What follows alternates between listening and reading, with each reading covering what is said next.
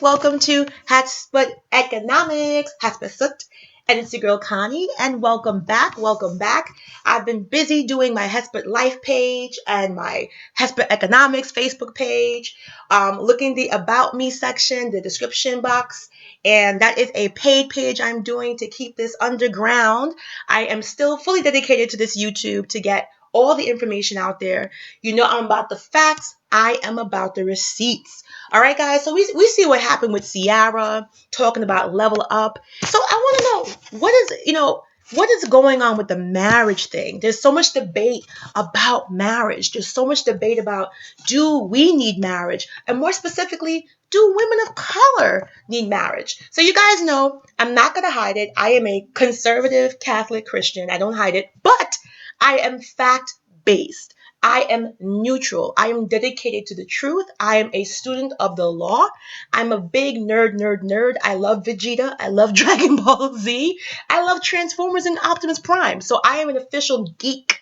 So as an official geek, I am dedicated to the facts, okay? I still have paper comic books in my home. I am a geek, okay? So being that said, I made this channel. If you guys haven't known me before, join my channel, subscribe. You're going to love it. I'm a lot of fun. I'm corny, but I am a lot of fun. And I am dedicated to bringing you the truth. A lot of people on YouTube, get into emotions, and it's fine. America. But I am dedicated to bringing back some truth and fact-based research to YouTube for my women of color. So I'm just going to dive. I'm going to dive right in. So I found this thing. So basically this video is called what? The economics of marriage. So what does that mean?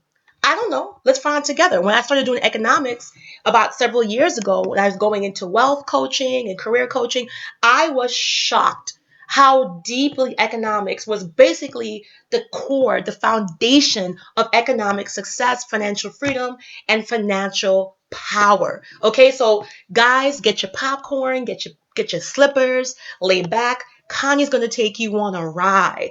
All right, and this is why I support marriage for women of color. Not because I'm Catholic or Christian.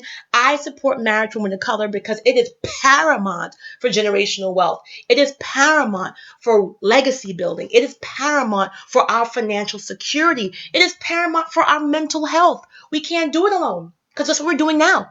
Black women, I want to wake you guys up. You're alone. I don't know what's all this talk about. You guys are alone. We are 60% of the college education population within our own race. We are 40 to 50% of the households, head of the households of Black families. And because of that crazy weight, we make up a disproportionate amount of people who are in poverty because Black women are alone. We're doing the best we can. We're the highest educated demographic segment in United States. We're getting our education. We are the highest entrepreneur segment in America, meaning that Black women have been opening more business than any other demographic in the past several years. So we're doing the best we can, and we've been doing it alone. You know how I know? Because I've been that lonely. I've been that person with the 2 degrees and the 5 jobs and the several careers. We are by ourselves. There's no one helping us. And the whole point of this forum is to show you need to get married by any means necessary. It doesn't mean just to get married to anyone. No. It means to get a partner. It means to be Batman to Robin. It means Superman and Batman when they're not fighting. You need a team builder, a life builder, so you can enjoy your life, so you can stop having stress and anxiety and depression, and most of all, generational wealth. So thank you for listening to my intro. Okay, we're going to go right ahead. Okay, so right here, what is this? Let me get the screen bigger. Well, it's 150. That's pretty good. Let me put up a little bit. Okay, I want you guys to be able to see. And before I continue real quick, all the links for everything I talk about will be in the description box for this video, okay? So this is the North Carolina State University Department of 4-H Youth Development and Family and Consumer Sciences. All right, so this was a report done And the name of the report, I'm trying to get it for you guys, Financial Harmony, a Key Component of Successful Marriage Relationships. It was written by Carolyn Washburn, by Washington County Family Consumer Science Agent, and in coordination with the Utah State University and Extension. Darlene Christine, Toole County Family Consumer Science Agent, Utah State University Extension. So this is the abstract I'm going to read for you, okay? Couples in successful marriages have mastered the skill of financial harmony in their relationships. Marriage commitment and healthy communications are maintained when couples have set guidelines and boundaries for their financial decisions. Understanding the value that each partner places on money and respecting that both partners will have equal rights and responsibilities with control of finances will strengthen the marriage bond. Okay? Marriage is fragile. Financial harmony is critical for validation, freedom, power, respect, security, and happiness. Couples must realize the great importance that money has in their relationship and learn to define guidelines for money and management. So basically, guys, all those lovey-dovey things saying, I don't need money, money don't matter, money, money, money. And that's why so many couples get into really tough challenges because they avoid finances like the plague. And if you are financially structured, if you are financially secure, if you are financially open, and you both are speaking the same, quote unquote, this is my trademark, financial love language, that's right, that belongs to Connie, financial love language, then you guys have a much higher chance of having a long lasting happy marriage. Okay, so couples resist attending workshops on finance and relationships. Therefore, educators must be creative in offering opportunities for couples to spend more time together in an educational setting. Curricula for relationship courses need to include discussions of personal money values and spending habits to help students develop strong and healthy marriages. All right? So, marriage is important to most Americans. This is the part that I love. All right? Here's the facts. Here's the receipts. Married Americans live longer, maintain better health, earn more money, are happier, and have happier children that do better in school. But the good news doesn't stop there. Married people do better financially than singles. Not because financially successful people get married, but because married people who behave as true financial partners do better financially. A healthy marriage promotes financial success. National statistics show that more than 90% of all Americans will marry sometime in their lives. However, about one of half of these marriages will end in divorce. In general, the average marriage will last about 7 years. 75% of those divorcing will remarry. Many of those remarriages will also end in divorce. So I'm just going to stop right there. Okay? If you want to divorce proof your marriage, if you want to divorce proof your relationship, you need to speak the same financial language. Don't avoid conversation about finances, even early on.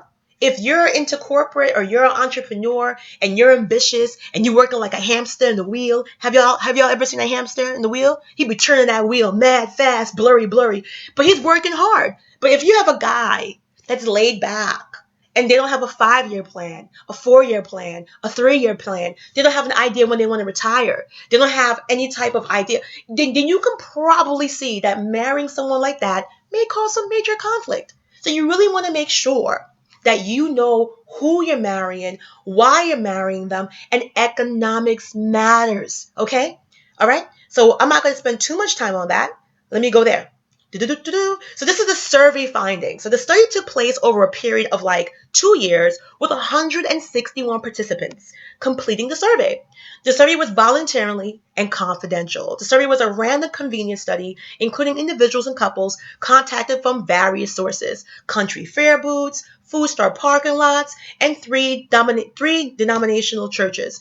These compiled results demonstrate the need for couples to have better financial communications and be willing to address their emotional involvement with money and the control it has on their relationships. Following the release of the study, the Marriage and State 2003, the baseline statewide survey, county residents were astonished by the statistics from the Census Bureau for the county state. The statistics show that 55% of all marriages were ending in divorce. The state average divorce rate was 47%, while America's national average was only showing 43% of all marriages ending in divorce. With the state's divorce rate higher than national statistics and county divorce rates being the highest in the state, the county-wide survey was conducted to find the issues that could be addressed to reverse the trend. So just right there, pause, pause, pause, just so you understand. That county specifically where the study took place with 161 participants had higher divorce rate for the state than nationally. So this study was like, nationally the divorce rate in the United States is 43%, that's high still. But this county, this area, this state was at 47%. So the study wanted to do a deep dive to find out why. What was happening, okay? The results of the survey indicated that 143, or 91% of the individuals completing the survey, found their relationship to be fulfilling. So they found their relationship to be fulfilling, 91%. So what's going on? It should be noted that most single or individuals in a non-fulfilling relationship opt not to complete the survey. So just going forward, 94% of the people said their relationship was fulfilling, 91%, but they were still getting a divorce. Let's see, Lord of mercy. All right, reason for conflict. 35% of those people said communication. Secondary, 31%. Finances, 39%. Regarded as secondary, 54%. Other. So you can see that the reason for conflict, all right, communication, primary percent, 35. Secondary, 31. All right? Finances were 39 and secondary 54. So what this means, the first primary concern in the marriage, the second primary concern in the marriage. Guys, finances are killing us. Stop avoiding them. It's not a dangerous chronic illness. You need to confront it. You talk about love language, we got to get the right financial language, financial love language. Trademark Connie, trademark Connie. So, I'm not going to go through the table because you guys see it. Okay? So, again, relationship element reported as successful. Communication, 40%. Kindness, 27. 16. Respect, and 17 time together. So, again, lack of communication is linked to that really high financial. Okay? Ways to improve relationship, 62% time together, 32% counseling, 4% self-help, 2% educational. So again, time together can also be linked to finances. If you and your man have to work 2 jobs apiece, or both of you are working more than 50 hours a week, it really doesn't help the relationship. So economics commands everything. Okay? All right? Look at it. Look at that. See, what would improve their relationship? Spending time together. People are working. People don't have time together. All right? Finding support. Money is one of the major causes of frustration in marriage and family relationships. With the increased numbers of bankruptcies and the high rate of divorce in America, there's a significant relationship between finance and happily married relationships. All right? So in a study conducted by the Consumer Credit Counseling Service of people who came to the organization for debt and budget counseling, 60% of the married respondents reported fighting about money with their spouses. More than 93% reported that financial problems increased the amount of stress in their lives. Okay? So I just want to stop in here. I'm going to put the link in the description box. I'm going to continue. I'm just stopping it with this specific research. So guys, when you hear Connie talking about marriage, the reason why I am the Tasmanian blah, blah, blah devil, because we are at a disadvantage. Women of color are at a disadvantage economically. You're talking about overall. When you pick out the African American demographic, you are by yourself. You have no help. You are completely isolated. Guys, you're on an island. You don't have community. You don't have family. Honestly, it is a miracle from God. And if you don't believe in God, rocks, cows, pigs, clouds, science, ancient deities, whatever you believe in, I respect it. But whatever it is, there's some type of black girl magic that makes it so amazing that without these support systems, without these networks, Black women have made it so far to being the number one educated demographic, to being the number one entrepreneur demographic in America, opening businesses. Guys, we are alone. I'm trying to tell y'all, we are alone. There's no need for you to take a boat and bon voyage. The Black community is separated, and you have women doing everything on her own. And that's why I'm saying you need to explore, open your options. And this is not about interracial dating. This is about survival. Okay? For anyone who wants to talk crap, do you guys see what's happening? President Trump said he wants to take away food stamps and give food boxes. Son, I don't even know what that means. What's a food box? President Trump says he wants to take away Medicare and Medicaid, and he wants to make you guys work for your health insurance, which means you only get your health insurance every 2 weeks, like a paycheck. Not saying once you work, you get constant Medicare. It's like waiting for you get certain vouchers for medical. This is serious. This is what I'm saying. It's not a game. We have gentrification. It's not a joke. We don't have safe havens no more. It used to be we could live in the hood. No one want to live with us. It's a bad neighborhood, but it's our colored safe haven. Son, that's not true. Brooklyn, Chicago, California, Florida, any hood, New Jersey, there's going to be no more hoods in 25 years. You know why? Come closer. Closer. Come on, come closer. Because land is a limited commodity. You can build more apartments, but you can't build more land. And the land has value. As the population grows, the land gets tinier because you can't make more land. So guess what? They're going to come into the neighborhoods that you're like, oh, shoot, son, they're coming in here.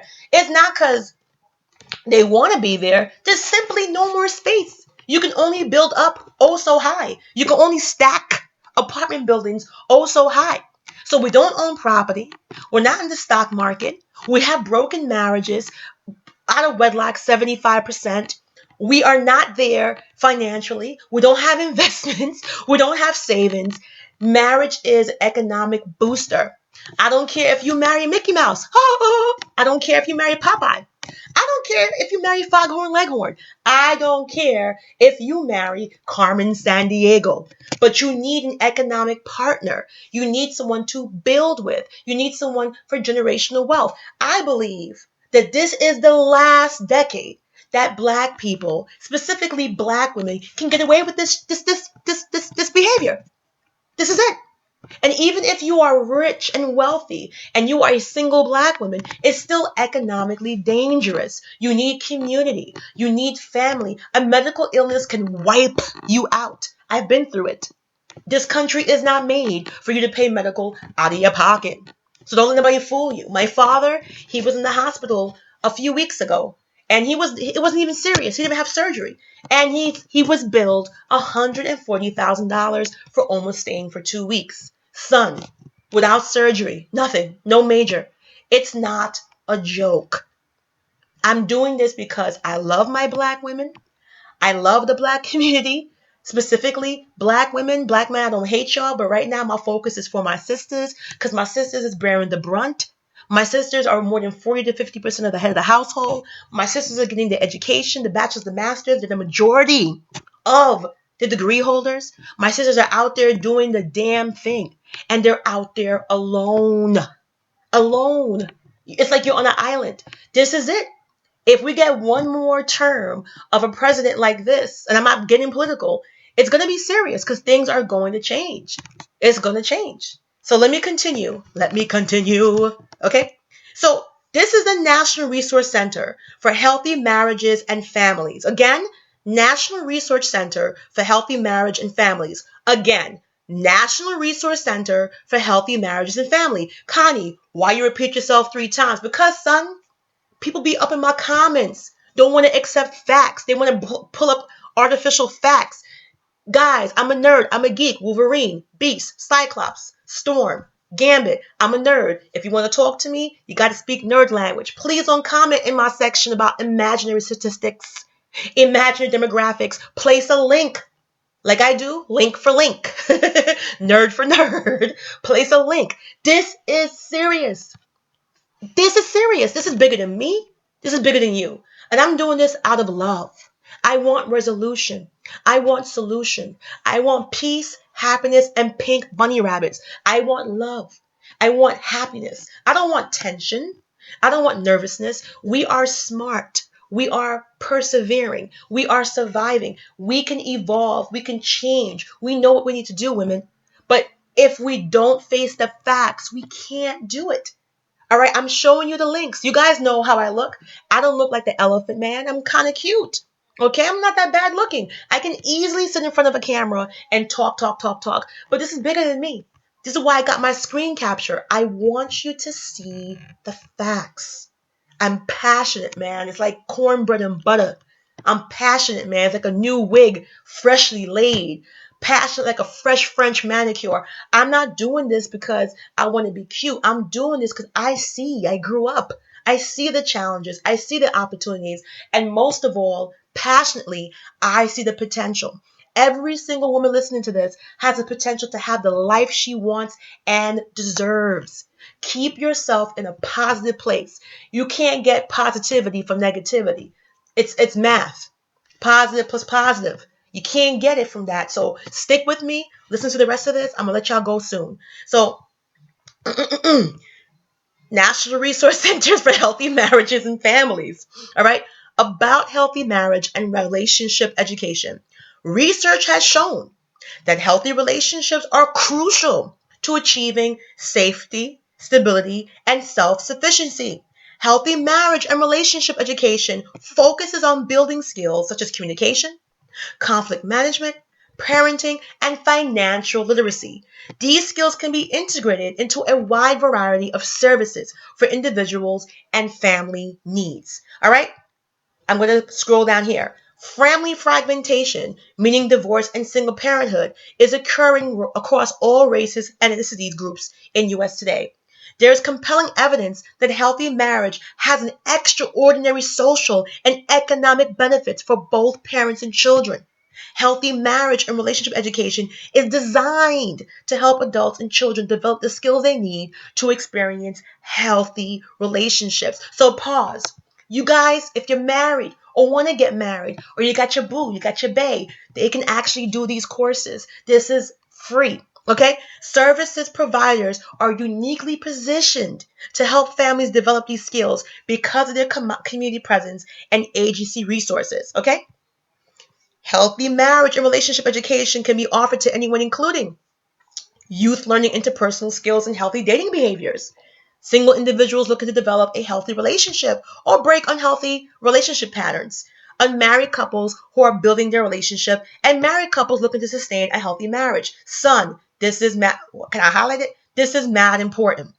I think I'm gonna repeat it again. Don't get annoyed at me. Don't get annoyed at me. Drink some water. Drink some water. Healthy marriage and relationship education can be offered to anyone. So that means you. You can get offered this, including youth learning, interpersonal skills, and healthy dating behaviors. Single individuals looking to develop healthy relationships or break unhealthy relationship patterns, unmarried couples who are building their relationship, and married couples looking to sustain a healthy marriage. Okay?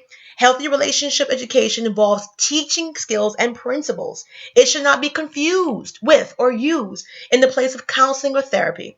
Healthy marriage and relationship education promotes family safety and is not about forcing couples to marry or stay in unhealthy relationships. The following free resource center products can assist service providers to gain a basic understanding of a healthy marriage education and its potential role in their own relationship and relationship of the clients they serve. So you can actually get free services just to prepare you, okay, about healthy marriage. Guys, this will be in the description box. Use it, promote it. We need it, okay? For all the people who say, but marriage and divorce, this is why. You can divorce proof your marriage. You can divorce proof your marriage. You can divorce proof your marriage. If you know the problems, you can be proactive and prevent it. Like I said, I'm all about solutions. I'm all about positive energy. I'm all about bringing you the facts. And you know what? calming you. You don't have to get nervous or fuzzy.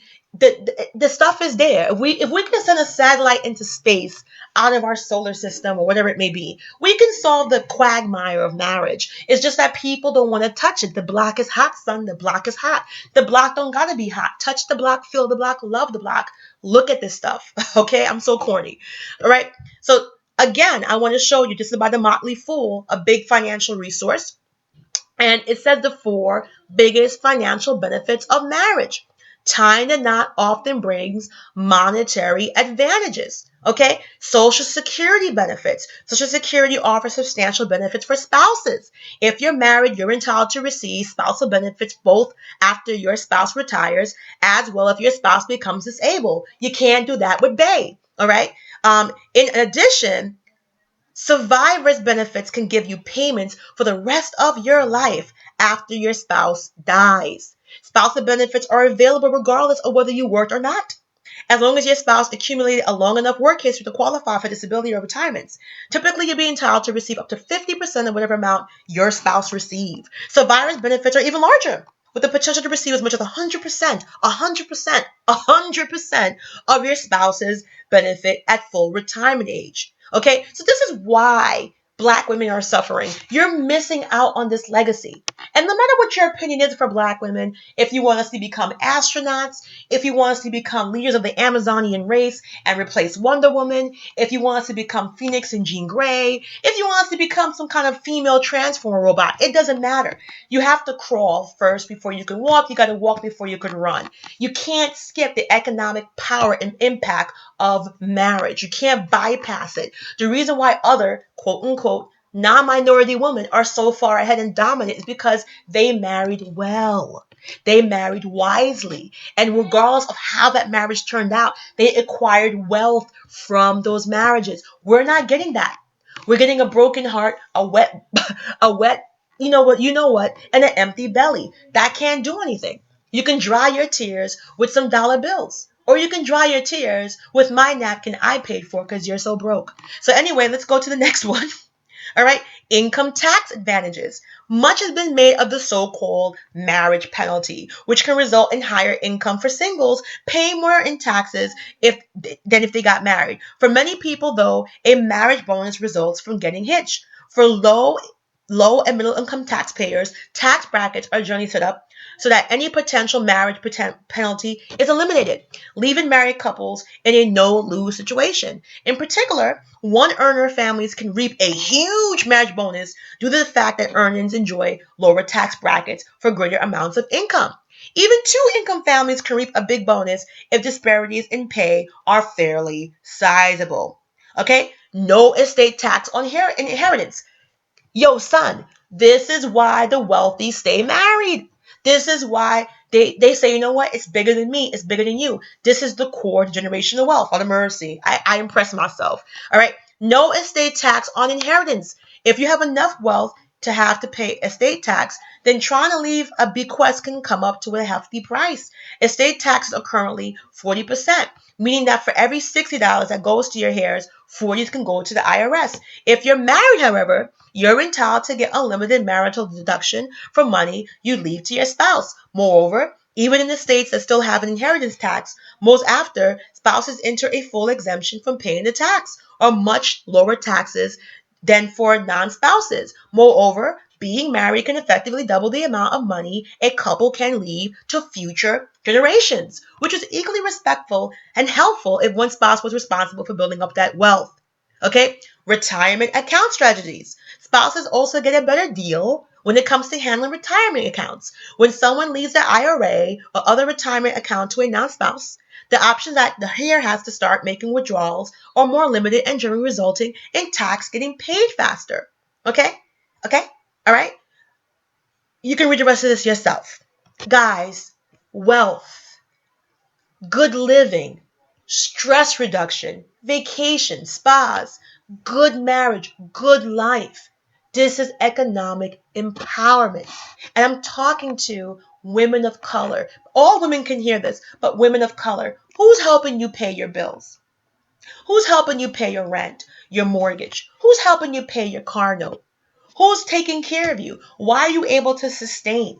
Son, you already are alone.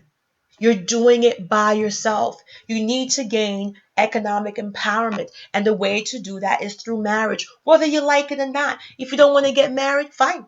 That's fine. But just know the facts. I'm not speaking off the top of my head. I'm not picking out facts that speak to my opinion. We're talking about the Census Bureau. We're talking about the labor report. We're talking about the what's this one? What's this one? Okay, we're talking about healthy marriages, the National Resource Center for Healthy Marriages and Families. This is not me cherry picking facts to make it lay my way. This is me showing you the receipt. And if you don't want it, that's fine. And I do want to say this. I said it before and I'll say it again. I don't want a Bugatti. I don't want a Lamborghini. I don't want a McLaren. I'm lying. I can't have that shit, so I gotta make it up. I don't want a Benz. I don't want a Mercedes Benz. I'm lying. I can't have it, so I'm making it up. I don't want a house in Dubai. I don't want a mansion on the hills of Los Angeles. I'm lying. That is how you sound to me when you're a black woman telling me you don't want marriage. The only way I'll believe you, I don't believe you. You need more people. That's my New York. The only way I believe you is if you can show me a drawer of engagement rings that you turned down for marriage proposals. The only way I believe you is if you had good men, healthy men, stable men who proposed to you and loved you, not abusive, but good freaking men, and you turned them down. I've seen it. I'm Catholic. I've seen girls in healthy relationships and God was calling them and they left their regular life to go and join the sisterhood to become a nun because they had a calling from God. It happens. But I saw the receipt. Boyfriend's on his knee. I love you, Emily, please. No, I'm going back. I'm going to God. I'm going to God. Sorry, marrying God, marrying God. That's different. That's totally different. But if you are a woman coming from quote unquote, I don't want to say it, I'm trying not to say those words, but y'all know what I'm talking about. If you're coming from a challenging neighborhood or a challenging demographic or a challenging statistic where women weren't treated well, where women weren't protected, where women weren't honored, where women weren't respected, it's pretty hard for me to believe that you're not taking those ideals and effects into consideration when you tell me, as a woman of color, you don't want to get married. Because I know what it is. You can't lie to me. I'm from Brooklyn, East New York, 11207, 11207. Look up my demographic. I'm 38. That place was a war zone. Crack vials and cocaine on the ground. So y'all can't lie to me. I know the truth. Even though I came from a two-family home, parents married, I was affected. And my parents were married 40 years and still going. I can imagine what it was like to grow up in a broken home. So don't sit here and tell me, sister, I love you. No one's judging you. No one's judging you. This is a judgment-free zone. But I do know to fix things, to find solutions, you have to be honest. You have to be honest. And if you're coming from a place where the demographic is tough, where black women are being called thoughts and out of their name, where black women are subjected to no protection, domestic violence, disproportionate, all these negative things, walk away from it, but truly walk away from it. I know it's hard, but truly disconnect yourself from it. Because if you're saying to me that you grew up in those circumstances, you were affected by it, but you're making an isolated choice not to look at marriage because you don't need it, I don't believe you.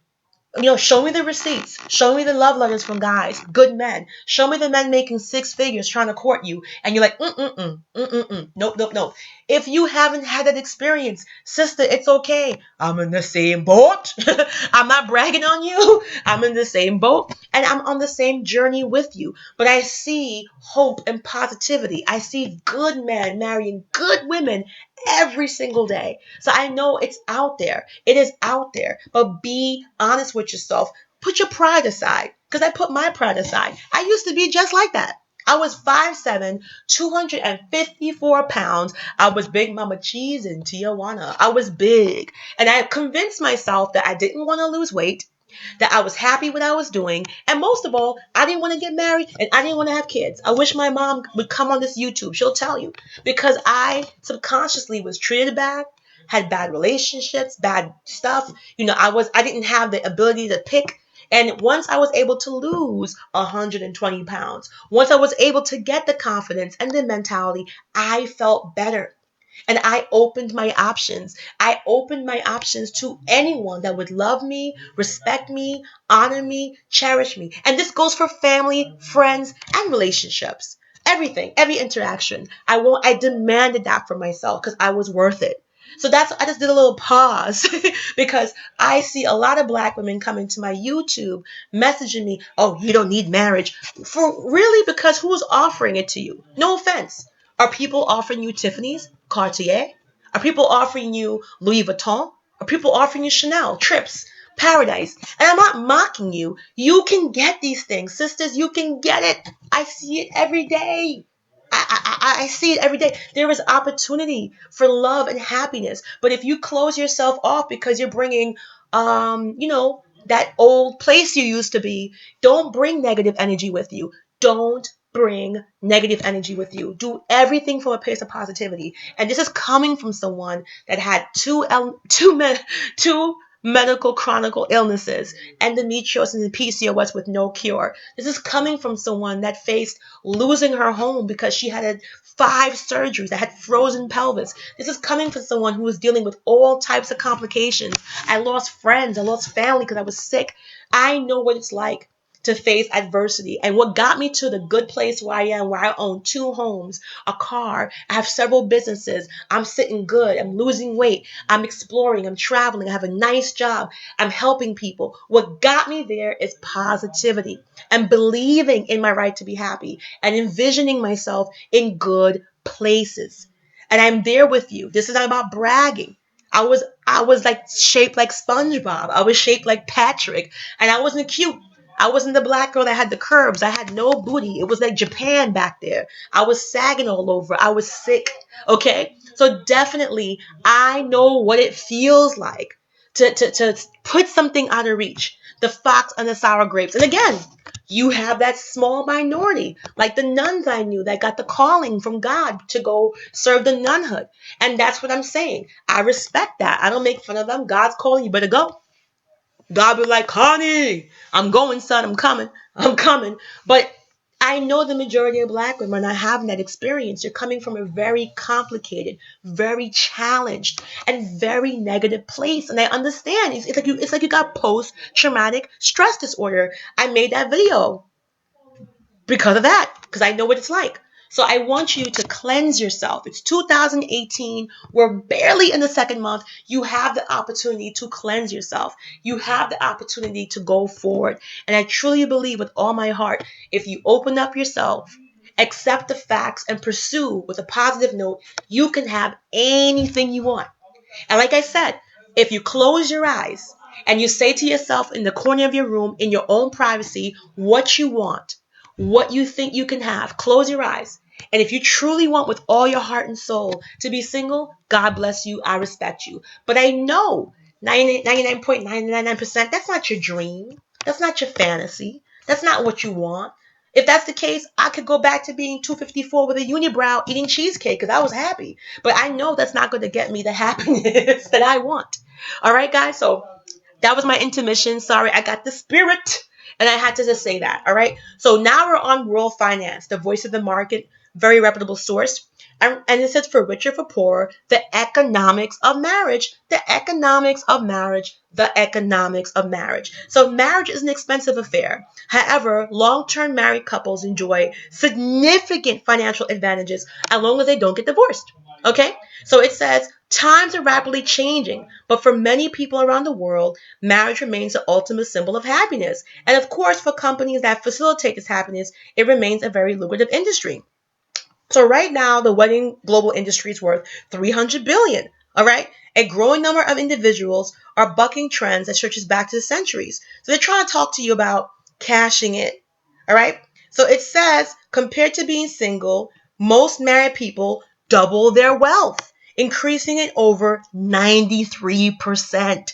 And there are three main principles that explain this considerable difference. The first relates to savings. Married couples save more, as thinking living as a unit, so to speak, is more conducive to long-term financial planning. Married people are more likely to buy homes or make other investments together than people who are cohabitating. So cohabitating is not marriage. It's a different level. It's a lower level. It's downstairs. It's the bargain basement.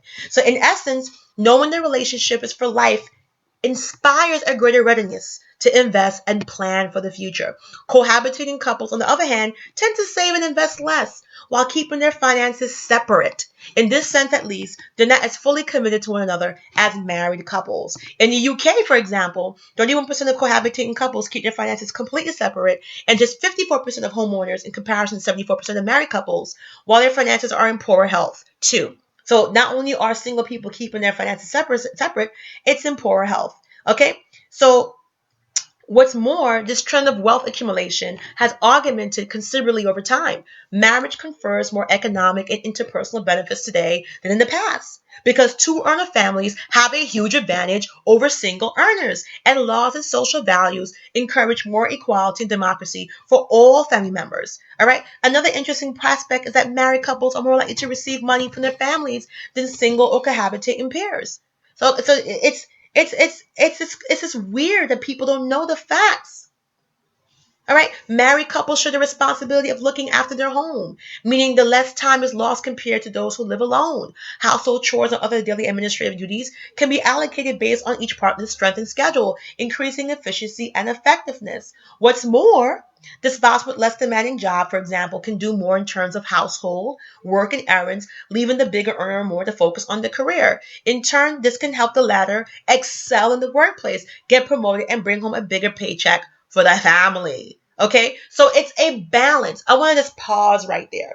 What I personally think, because this is my personal opinion, this is not a fact, it's my opinion. What I personally think, it's because of social stigma, because of a mix of extreme Goku. You know what I'm going to say? I don't want to get my video in trouble. But that's what's happening, is that you have extreme ideas, fill in the blank, and women feel like inadequate to do household things. But as you can see, the woman is paramount. The woman is it's so essential for the woman to play her role in order for that man or even partner to get to a certain economic and financial and career high, because she's there doing her part and then he can do his part. They are equal. It is society and perhaps sexism that will look at the woman saying, oh, she's not doing anything. But because she's being a great mom, because she's being a great wife, because she's running the household, taking the finances, balancing the checkbook, making sure the kids are this, they are equal partners doing both an equally important role. And that's what I think is missing for society, is a prestige being placed equally amongst both roles. That is what's missing. That is what's missing. That is what's missing. That's what's missing. All right. So listen. All right. Eh, eh. Interestingly, nowadays, people who choose to get married are more likely to be in better position to accumulate wealth in the first place. All right. Today, those who are better educated and earn more are more likely to get and stay married.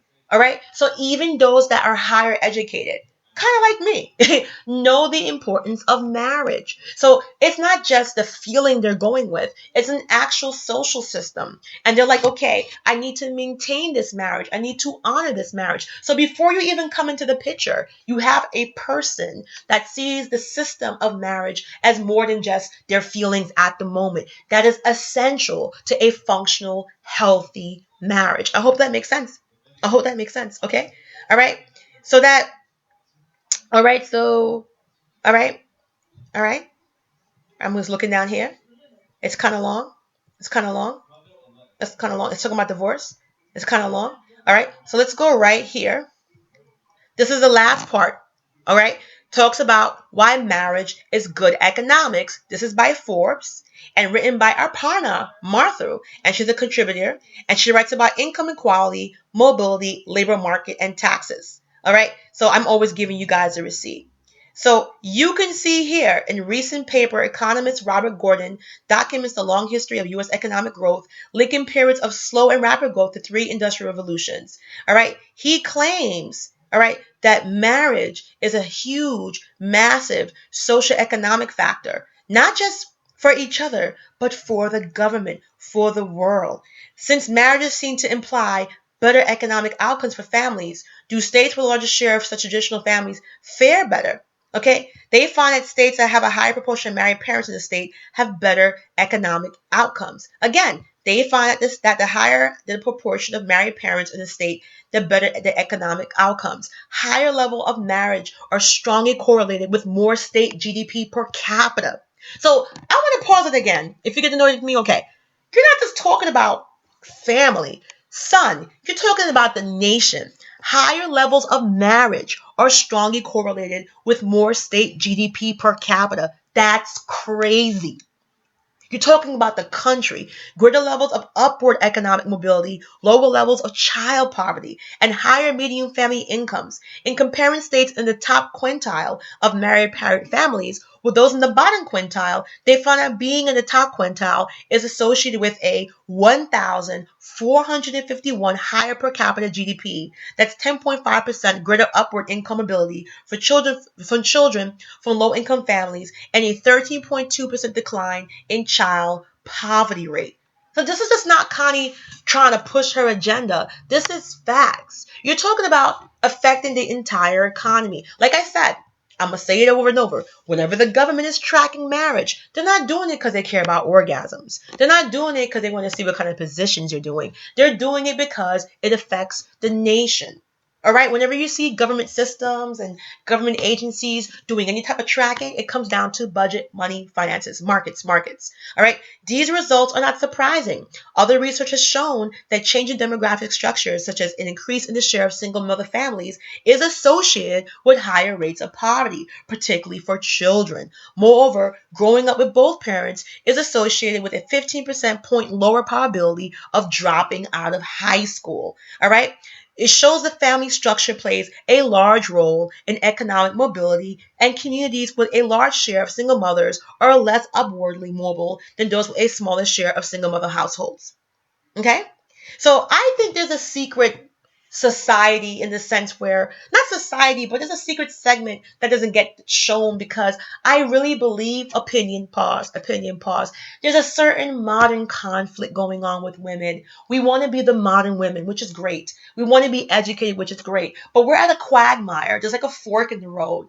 And we are being forced either to choose. But we don't have to choose. You can be the modern woman like my mom and still hold traditional values like my mom. You don't got to throw out the baby with the bathwater. There's a balance that you have to do. You can't go from one extreme to the next. You can balance it out. You can get that equation nice and even. There's no need to be extreme to one end or the other. There's a gray area. And I believe that because of the attitude we're in, because of the, I'm a strong woman, strong, and I can do it myself. And like I said, I have no issues with that, but there's a balance. And right now, opinion, I don't believe we have a balance. We have an overexposure of almost uber hyper independence. And I don't think it has to be that way.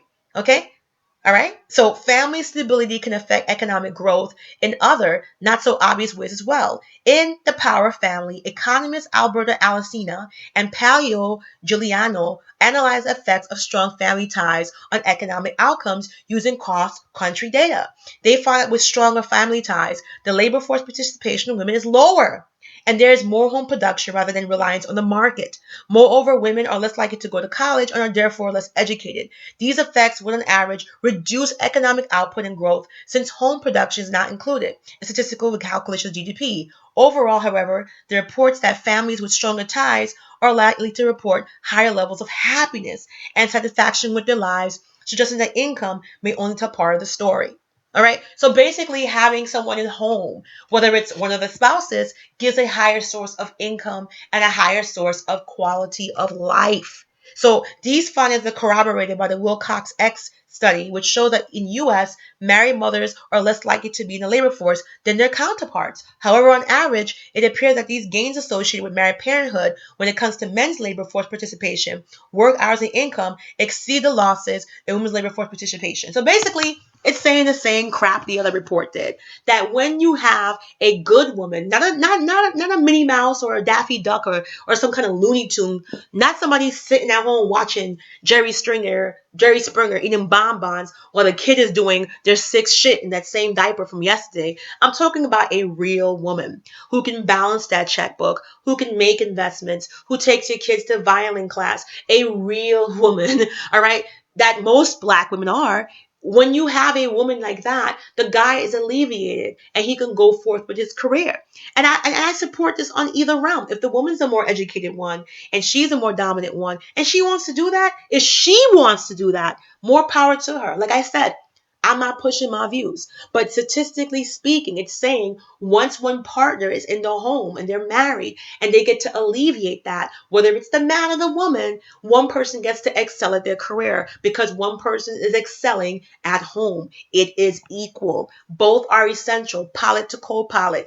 No, you're a team. Optimus Prime, Ironhide. Yes, I said Ironhide. Megatron and Starscream, I don't know. They always have beef. Megatron and Soundwave. You need each other. Well, I don't know. Starscream used to hold the gun and he used to hold Megatron when he transformed. Okay, you guys know about that. But the whole point is, it's not, I think the culture of who is better. I think the culture of who is superior is creating a toxic environment. I know that my father would not have been as successful as he was if my mother wasn't home, raising the three kids, taking care of us, taking us to Botanic Garden, taking us to school. But they respected each other.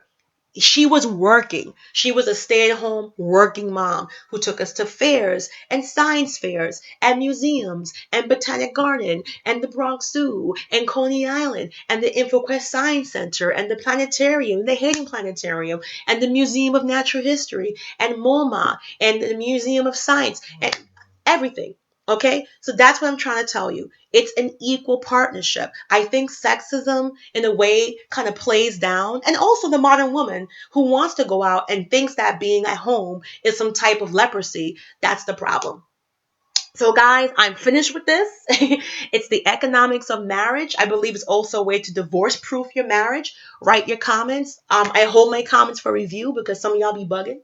But anyway, thank you guys for listening. Subscribe. Before I go, I do want to tell you guys I have a new private page called Hespert Life.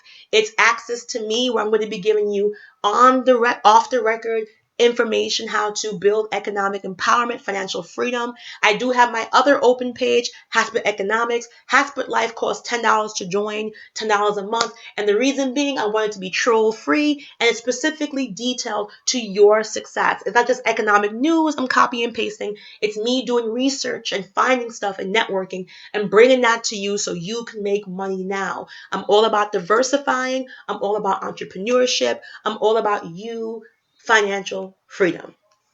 Thank you guys for listening.